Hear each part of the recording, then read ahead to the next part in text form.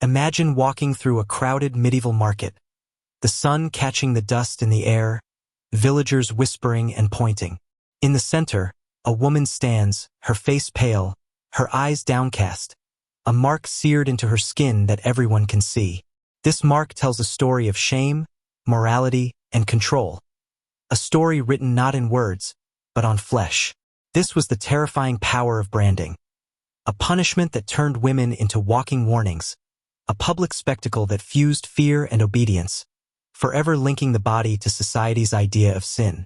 Throughout history, societies have used shame to maintain order, to enforce moral codes, and to reinforce the boundaries of acceptable behavior. In medieval Europe, one of the darkest tools in this arsenal was the branding of women. Unlike fines, prison sentences, or even public stocks, branding left a permanent, visible reminder of alleged transgressions. It was a punishment designed to mark not just a body, but an identity. Branding was more than physical, it was psychological. It made women into symbols, objects of public scrutiny, their transgressions displayed for all to see. A letter burned onto the skin could signify adultery, theft, or blasphemy, and it sent a warning to others. Step out of line, and the community will remember. Today, we explore this grim chapter of history. We will examine how branding worked, the social context that made it possible, the ways gender influenced who was branded and why, and the stories of women whose lives were forever altered by these marks. Branding is ancient, but in medieval Europe, it evolved into a moral instrument. Early legal codes mention marks burned onto criminals' flesh, often for theft, fraud, or sexual transgressions. While men were branded for crimes against property, women were branded more often for perceived sins of the body: adultery, sexual impropriety, or defiance of social expectations. The choice of fire was deliberate. Fire is primal, terrifying, and transformative. In the medieval imagination, it carried symbolic weight, a purifying element, but also a tool of shame. A mark branded onto skin was intended to burn the memory of the crime into the community's consciousness as much as into the woman's flesh. Markings could vary. A letter might signify adultery. A hot iron shaped like a cross could signal blasphemy.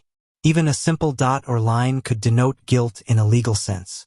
Public records often mention these punishments, but they also describe the spectacle. The humiliation, the community watching, the victim's position in the town square, tethered and displayed. Branding was not applied equally. Women bore a disproportionate share of punishments tied to morality, particularly sexuality. A man caught in adultery might be fined or publicly shamed, but a woman's transgression often demanded a permanent mark. The reasoning was rooted in patriarchal control. Women's bodies were seen as extensions of family honor, community morality, and divine law.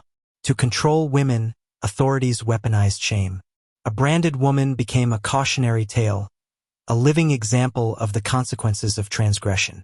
The branding targeted not only behavior but identity, intertwining social judgment with the physical body. Interestingly, the location of the brand mattered. Hands, cheeks, or foreheads were visible and constant reminders. Sometimes women were marked on less visible areas for private humiliation, but most punishments were public. Visibility maximized social impact, ensuring that gossip and judgment would travel. Branding was always a performance.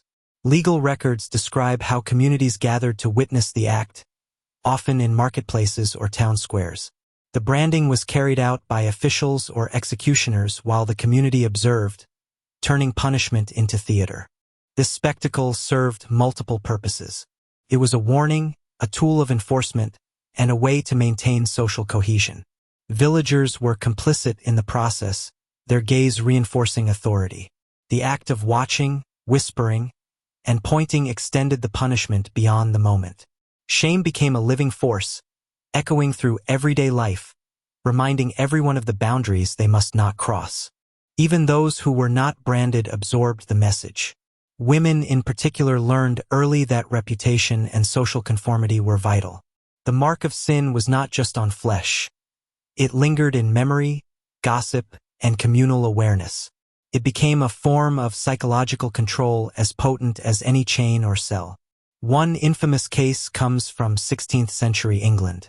A woman accused of adultery was branded on her cheek with a letter A for all to see. She returned to her village months later, but the mark defined her identity in the eyes of the townspeople. Even years later, she could not escape the judgment attached to that burned letter. In France, records detail women branded for blasphemy or scandalous behavior. Some were required to wear special clothing to draw further attention to their brand, enhancing the spectacle of shame. These punishments were not only legal but moral theater, reinforcing the hierarchy and the norms of the community. Surprisingly, in some regions, branding was accompanied by temporary mercy.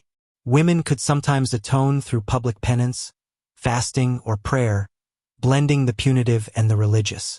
Yet the physical mark remained, an unchangeable reminder of past judgment. Not every medieval society branded women in the same way. Across Europe, customs varied according to local laws, religious influence, and cultural values. In England, branding often targeted adultery or theft, usually with letters burned into the cheek or forehead.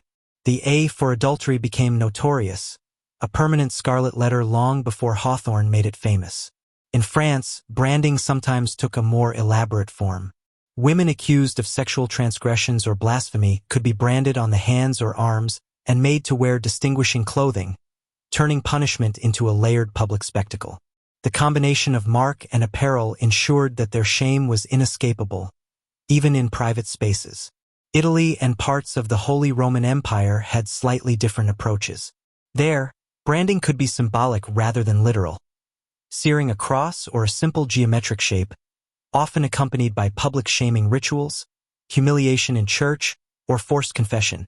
In these regions, religious authority intertwined with civil authority, giving branding a sacred undertone. It was both punishment and supposed purification. Even within regions, executioners and magistrates exercised discretion. Some women were spared the most visible marks, branded on less obvious areas, or given alternative punishments if they had influential family connections. Others faced repeated public shaming, ensuring their reputations were permanently damaged. Religion played a pivotal role in the branding of women. The medieval worldview linked sin, the body, and social order tightly together. Branding was more than a civic penalty, it was a moral lesson. Priests and religious authorities often sanctioned punishments to reinforce community morals, teaching that the body was a vessel of accountability and shame. Church records reveal that women branded for adultery or blasphemy were sometimes required to perform public penance alongside their punishment.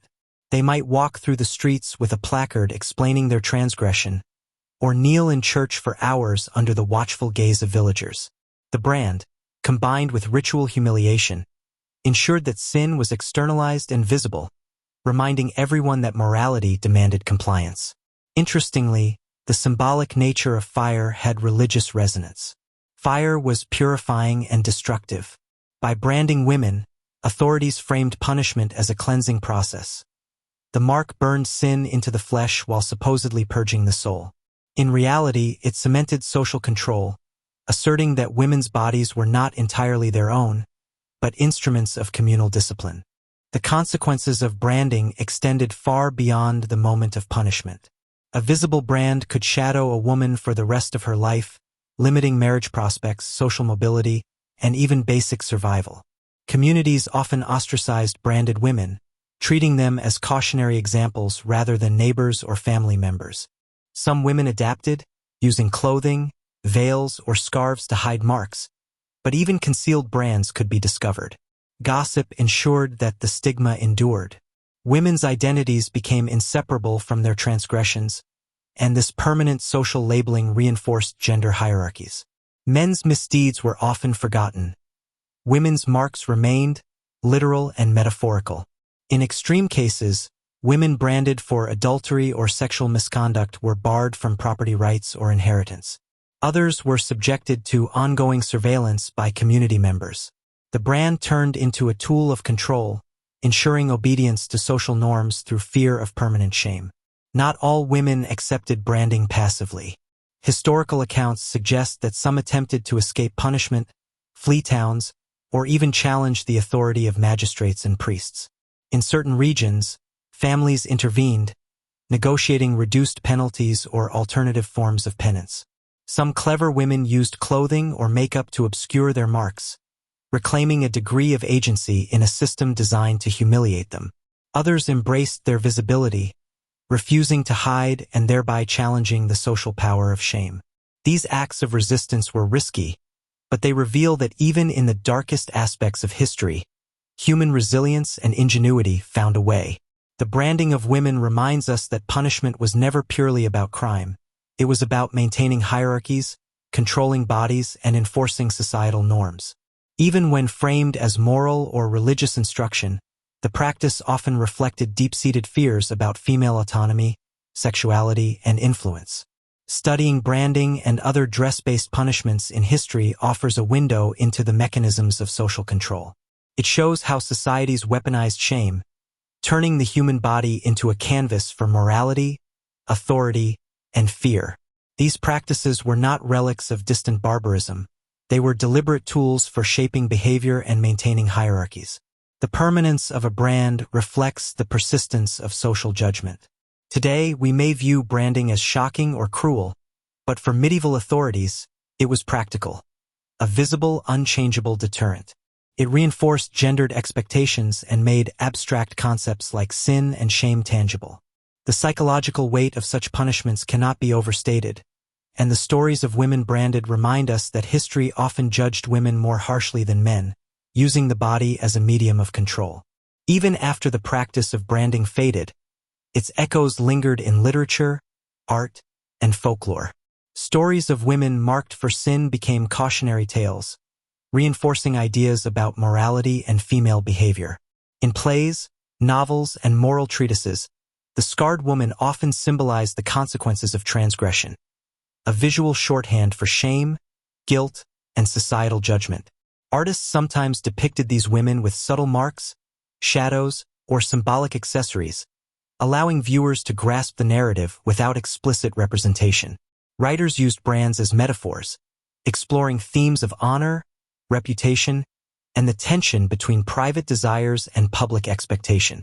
Over time, these cultural portrayals kept the memory of branding alive, reminding societies that punishment and social control are intertwined with storytelling. Branding as punishment was not unique to medieval Europe. Across the world, societies used similar methods to enforce social norms, often targeting women. In parts of the Middle East and South Asia, women accused of moral transgressions faced public humiliation, forced dress codes, or symbolic markings. These practices served the same purpose: to render shame visible, enforce control, and signal moral boundaries to the community. In Japan, during certain periods, women convicted of crimes could be paraded or required to wear specific garments marking their offenses. The specifics varied, but the underlying principle was universal. A woman's body could be regulated to communicate societal values. This global perspective underscores that branding was part of a broader human tendency to combine morality, gender, and visibility in systems of social control. By the 17th and 18th centuries, many societies began moving away from physically permanent punishments like branding. Shifts in legal philosophy, religious interpretation, and humanitarian thinking encouraged alternative punishments: fines, imprisonment, or rehabilitation. Yet, the legacy of branding persisted in symbolic forms. Dress codes, badges, or publicly imposed clothing remained tools for enforcing social hierarchies and moral compliance. Even without fire and iron, shame continued to be written on women's bodies and attire, proving that cultural mechanisms of control often outlasted the original punishments themselves. Branding women illustrates a stark reality. History often punished women more harshly than men, particularly when morality, sexuality, or social order was at stake. Men who committed similar offenses frequently received lighter, less visible penalties, or escaped lasting stigma altogether. Women's bodies became the canvas for societal fears of desire, autonomy, and influence. The act of branding symbolized more than a single crime. It was a projection of power, a way to control not just behavior but identity. The permanence of the mark ensured that women carried the weight of judgment long after the initial punishment, often isolating them socially and psychologically. Yet within these oppressive structures, women's resilience emerges. Many survived, adapted, or resisted in subtle ways, finding agency in the spaces between societal expectations and enforced shame. These stories highlight that even in the darkest forms of control, human ingenuity and courage endured. Today, the history of branding women serves as a powerful lens through which we can examine how societies use shame to enforce conformity. While literal branding has largely disappeared, symbolic practices, social media shaming, moral policing, and dress-based judgments reflect the same underlying impulses. Understanding this history reminds us that shame has long been a tool of power, particularly over women's bodies and choices. By examining these practices, we gain insight into both historical injustices and ongoing cultural pressures. The stories of women branded centuries ago are not distant curiosities. They are cautionary tales, illustrating how societies have weaponized visibility, morality, and gender to maintain control. The mark of branding was more than a scar. It was a statement, a warning, and a form of authority etched onto flesh. It revealed the fears, prejudices, and moral codes of medieval society, showing how deeply control over women's bodies was intertwined with notions of sin and shame. By remembering these histories, we honor the resilience of those who lived under such scrutiny, and we confront the lingering ways in which judgment and visibility still shape women's lives. History, when explored in depth, is not just a catalog of cruelty. It is a mirror reflecting human fears, power, and resistance. The stories of branded women remind us that the past holds lessons for the present, that morality enforced through shame can be devastatingly lasting, and that the courage to endure, adapt, and resist is an enduring part of human history. If this journey through the marks of sin has captivated your curiosity, subscribe to Dark Era Echoes for more tales from history's shadowed corners, where society, morality, and human resilience collide.